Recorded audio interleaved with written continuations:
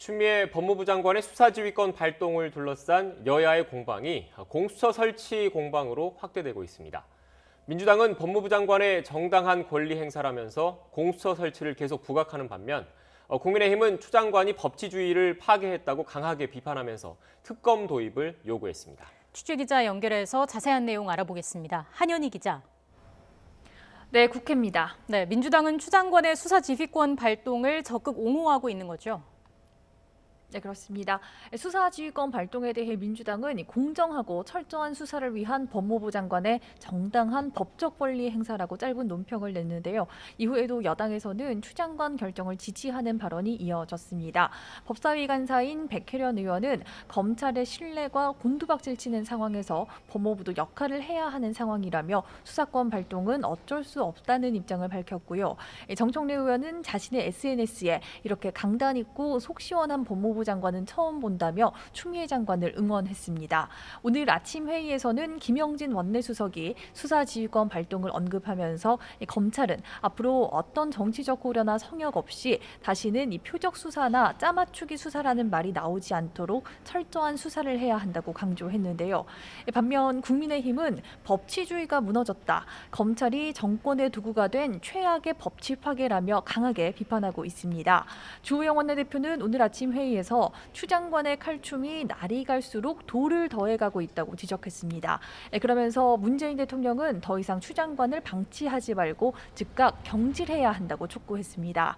국민의힘 라임 옵티머스 특위도 기자회견을 열고 검찰이 권력의 눈치를 보지 않고 소신껏 수사할 수 있게 바람막이 역할을 해주는 것이 법무부 장관의 역할 중 하나인데 추 장관이 사기꾼들과 손을 잡고 검찰을 절벽으로 내몰고 있다고 꼬집었는데요. 국민의힘 법사위 위원들의 비판도 이어졌습니다. 장제원 의원은 사기꾼의 편지 한 장에 검찰총장이 식물총장으로 전락했다며 사기꾼이 검찰총장을 무너뜨린 희대의 사건이라고 말했고 전주의 의원 역시 윤 총장을 무력화해 권력에 대한 수사를 무마하겠다는 시도로 해석된다고 말했습니다. 라임 옵티머스 사태가 검찰 신뢰 문제로까지 이어진 건데 민주당은 계속해서 공수처 필요성을 부각하고 있는 거죠? 네, 그렇습니다. 민주당은 이 라임 옵티머스 사건 수사를 명분으로 공수처 출범을 더 강조하고 있습니다.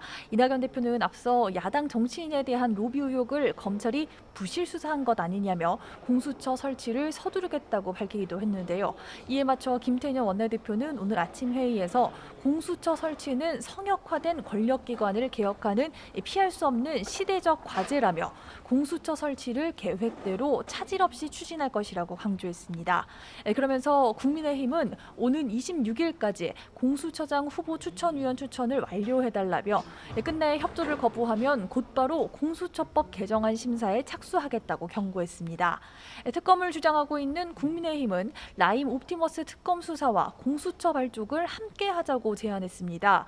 국민의힘 주호영 원내대표는 이낙연 대표가 이 법에 따라 공수처 설치를 서두르겠다고 밝혔는데 이 대표 역시 총리 시절 특별감찰관과 북한 인권대사를 임명하지 않고 비워뒀다면서 여당이 공수처 설치를 서두르겠다면 라임 옵티머스 사건 특검을 비롯해서 이 두 자리에 대한 임명을 동시에 진행해야 한다고 촉구했습니다. 그러면서 이 공수처법에는 치명적인 독소 조항이 있다며 그 독소 조항을 개정하고 출범하자고 공식 제안했는데요. 여당이 요구해온 공수처 출범을 수용하는 모양새를 취하면서 여당에 대한 특검 압박 수위를 높이는 전략으로 풀이되는데 일단 여당은 개정 제안에 대해서 공수처장 후보 추천위원 추천이 먼저라며 이후 국민의힘이 공수처법 개정안을 내면 병합 심사할 것이라고 선을 그었습니다.